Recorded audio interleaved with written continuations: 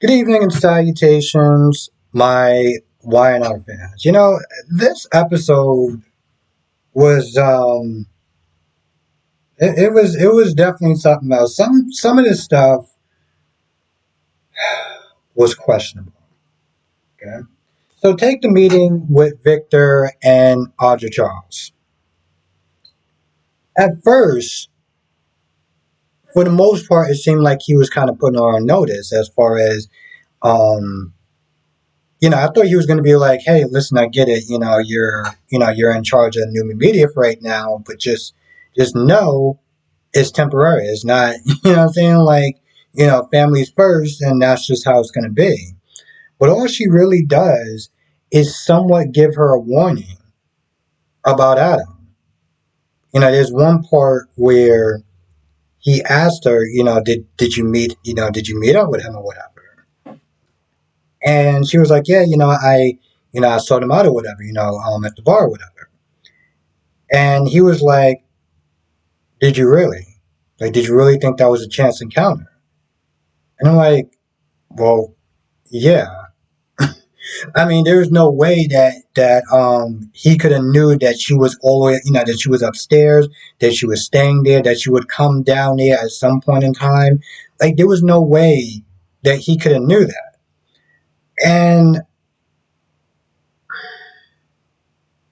I'm not even too sure what his warning was. I think that was the problem with this whole scene. It's like it really didn't seem like it made a lot of sense. Like, here's the thing: if this was a warning about Adam and he's a shark and stuff like that, it's like, okay, cool. Everyone have to sit there and see what kind of person Adam is, right?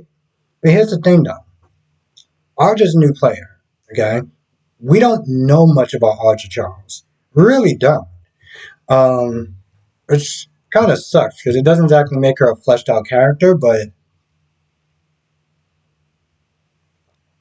my point is that there's a point where Adam talks to Audra, and he kind of gives her a warning, since they're saying she's gonna be in the fight for her life, and don't underestimate me.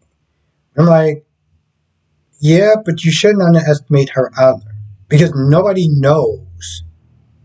You know what I'm saying? Like, nobody knows much about her. We don't know just how dark and vicious that she can actually get. No one knows. We have no idea. To be honest, we don't really know much about her. And she's been in the show for like maybe a couple of months, but the point is, we don't know much about her. So, just saying, while people sit there saying, Adam's going to do this and Adam's going to do that, and I'm not sitting there doubting that. I'm just saying, y'all don't know much about Audra. So, don't underestimate her either. We got that. We got Adam, which I don't understand. Why does he keep doing, like, these scenes are so, I don't want to sit there and say degrading, but I don't even know what to sit there and call them at this point. So he slips a note under Sally's door, right? And of course, she looks at that and she's all pissy and everything. Nick comes in there, and Sally's like, I need my space, this, that, and the third. And it's one of those things where it's like I understand where she's coming from, because people are saying they need to grieve together. You have Victor that was talking to Nick, and Nick is like, I feel bad for him and everything like that, but he needs to sit there and give her time to grieve and stuff. And Victor's like, yeah, but they need to sit there and grieve together. And it's like, but Victor, that's her choice if she wants to sit there and grieve with him or not. What Nick is trying to do is tell him to just take a step back. Because yeah, Nick and Adam, they got their issues. But I know even Nick doesn't think it's fair that Sally keeps Nick coming at Adam like he's the fault for everything. It's his fault, this, that, and the third. Even he sits there and looks at that. He has to be the one that has to sit there and toe a fine line between protecting his brother, but also not making her any more pissy than she already is. So it's a suck situation for Nick to sit there and be in.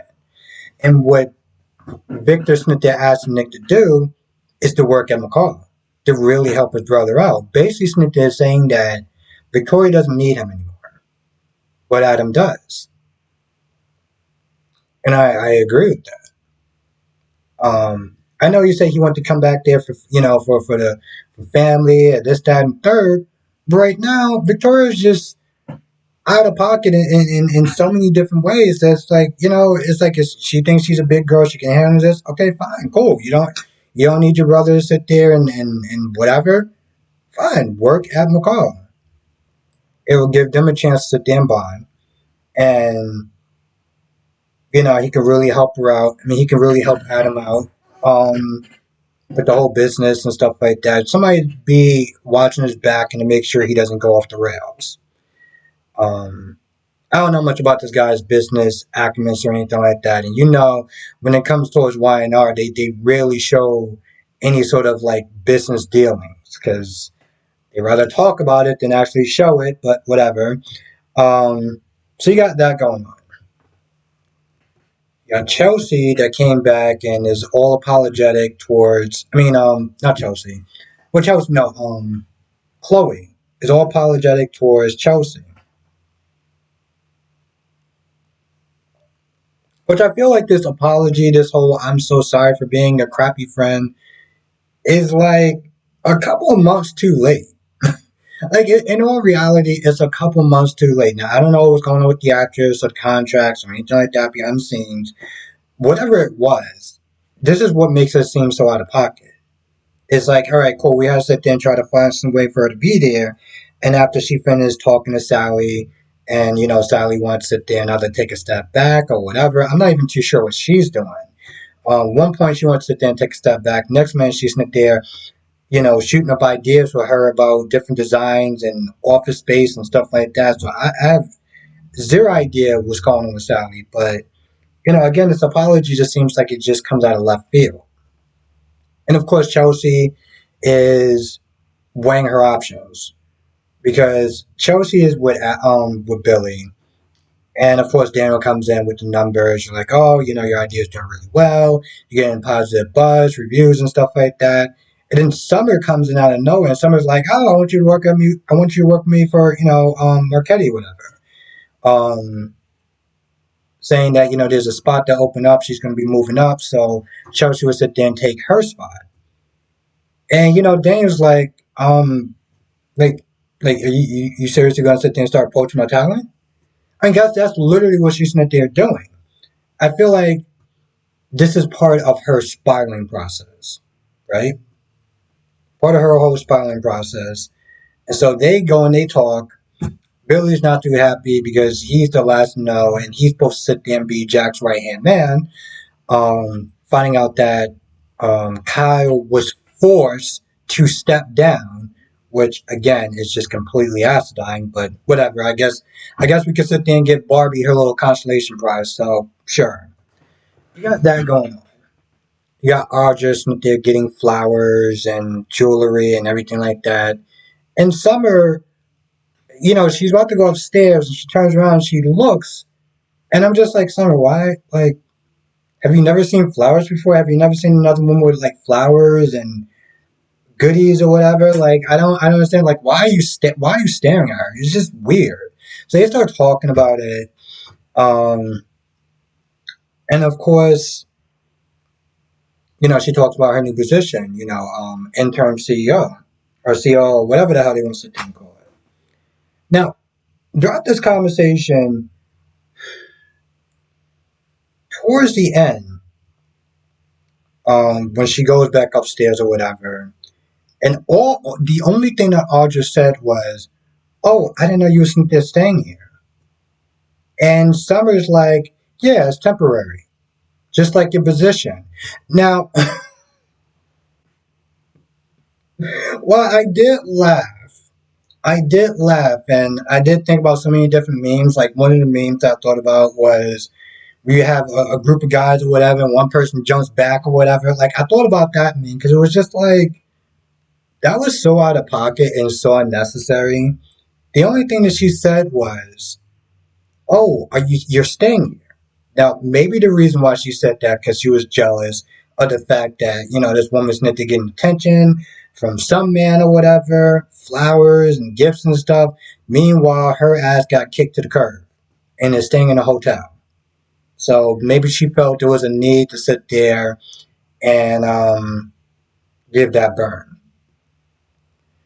Little do Barbie knows, her world is going to be turned upside down when she finds out that, well, Audrey was sent there showing Kyle one hell of a time. Um, Also talked to Daniel about Phyllis, and Daniel was like, "Yeah, I spoke. Well, I sent a message to Phyllis saying that your daughter and Kyle, y'all, separated, whatever." And Summer's like, "Well, why would you do that for?" Because to be honest, that wasn't Daniel's position. That wasn't his place to sit there and start gossiping to their mom about her marital problems. I'm like, bro, what are you doing? And I understand that Phyllis was like, oh, well, I mean, I understand that Daniel was like, well, she needs to sit there and know, you know, the stuff that she caused, the damage that she caused about what because of what she was doing. So I get that. Also, Summer seems like she's in a bit of denial. She's into talking about, oh, it's only temporary and stuff like that. And Daniel was like, oh, you need to sit there and start being realistic.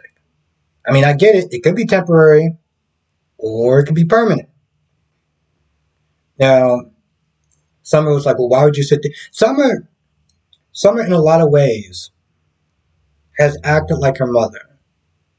Well, why would you sit there and tell me that? It's like, boo, he's not simply trying to burst your little delusional bubble, but he doesn't want you to sit there and get your hopes up and your expectations up, and things may not work out.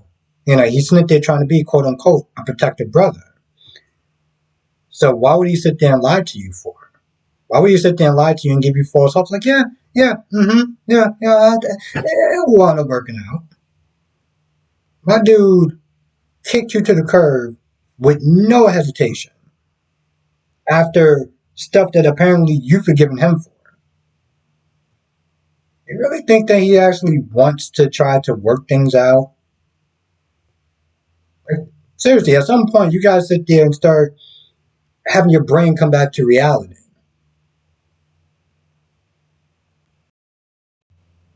I feel like that's about it. I can't really think of anything else that wound up happening, but as I always sit there and say, if I miss anything, come to the live stream. 8 p.m. Eastern, 5 p.m. Pacific. We'll sit there and go over all four soap operas. And yeah, that being said, I'm going to go. I want to thank you for watching. Stay safe. I'll see you in the next video.